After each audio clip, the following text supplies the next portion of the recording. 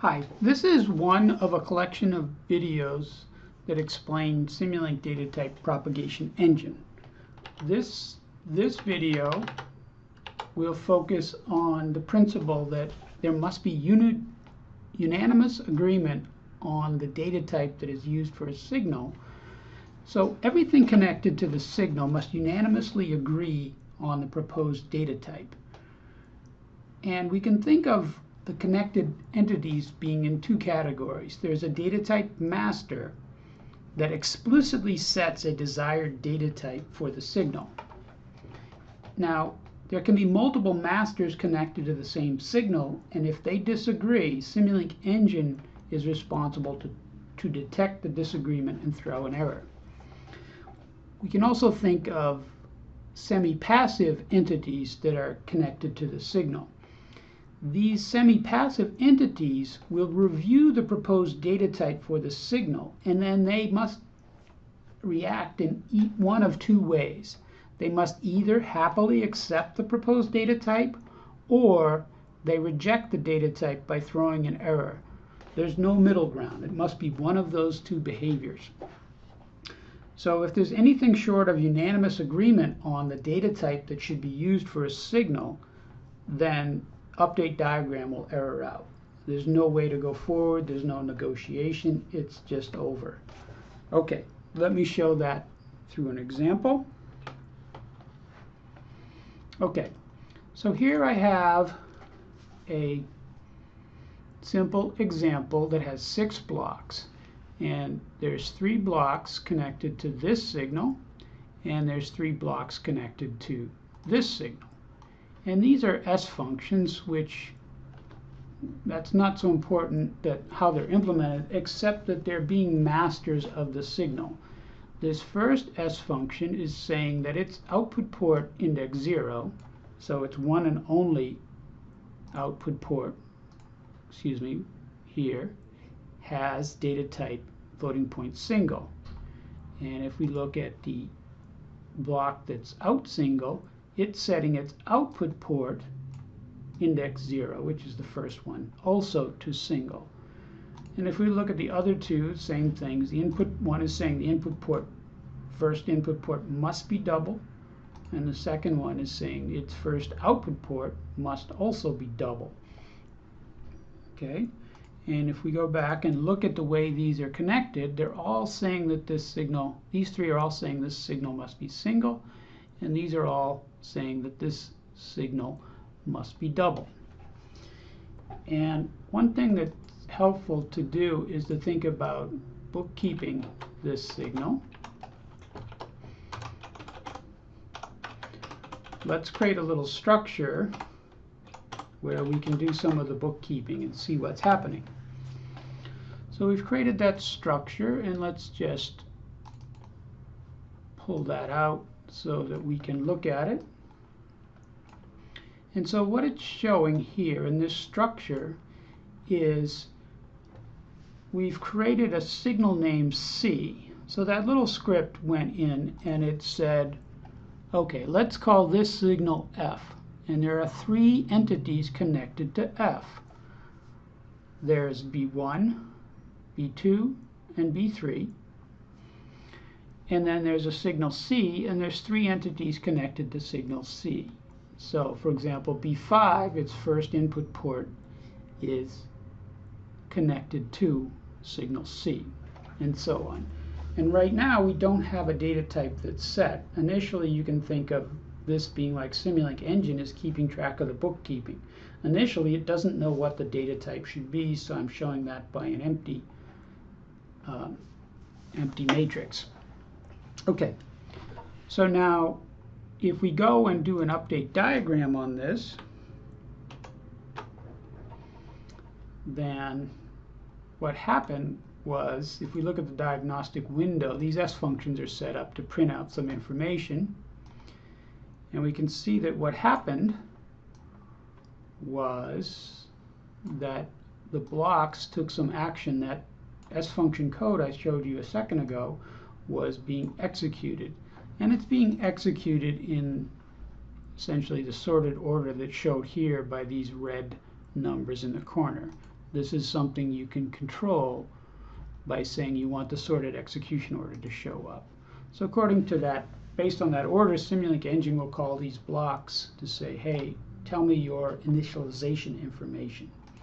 So that's what's coming through this function. For an S function, that's model initialized sizes is the function that gets called, and that's where information is collected. So if we go back to the diagnostic viewer, and then let's go back to our little table where we're pretending to be like Simulink Engine's bookkeeping. And it came along and it said that in the initialization phase, B1 came and said, oh, I want my first output port, index 0, to have data type single. So we can type in single there. Oop. Okay. All right. So we put that in there that it wanted to be single, and then B2 was initialized sizes for B2 was executed, and this said that it wanted its input port to also be single. And then B3 was executed, and it said the same thing. It wants its first input port to be single. Okay, so that's good because these three are mastering the same signal F, and they're all in agreement. So that's a happy state. Okay, now if we come along here, we see B4 wants double, B5 wants double, and B6 wants double. So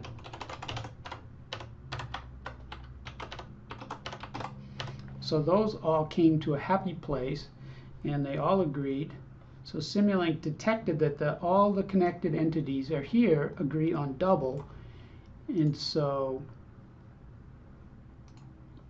whoop, wrong one. Okay, and if we come here, then Simulink said, oh, everybody agrees, great, we know this signal is single, and we know this signal is double. So everything is in a happy state. All the masters and semi-passive entities agreed. Actually, I'm sorry, there's no semi-passive entities here. They're all masters. They all went and explicitly said, I want this to be single, or I want it to be double. And they all happen to agree. Okay. Whoop. Okay. Okay. So let's look at that other signal, model, excuse me. And let's pull that out. Now, here we have just one signal, and again, we've labeled that signal as C, and there's three entities connected to it. Now let's go ahead and try to update diagram here and see what happens. Okay, so here we have an error. I'm not sure why everything else disappeared. But anyway, okay, so here we have an error, and here's what occurred. So we had the first block came along, and it was a master for its first output port, and said, I must have a single. And so that's in B1. It came and said single. Then B2 was executed, and it said its first input port must be single.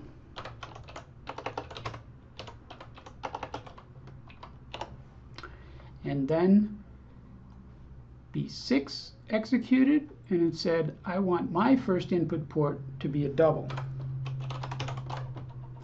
Now at this point, the engine, Simulink engine, in its internal data is detecting this disagreement. It says signal C has been specified to have two different data types. That's a data type mismatch. I'll throw an error, and I can point people back to where the error is. And for whatever reason, it only shows two of the cases where the disagreement is coming from. But anyway, that's enough to go in and say, okay, this signal has a problem. There's a disagreement on data types. Okay, And there's a subtle distinction with this error, again, that Simulink engine detected the error, was responsible to see the disagreement, detect it, and throw the error. Okay, so that ends this part of the tutorial on the behavior of the masters and requiring them all to agree or if they disagree, as happened in the second case, we had an update diagram error. In the first example model, everybody unanimously agreed on the signals they were connected to, and that allowed us to get a successful, happy update diagram. Okay.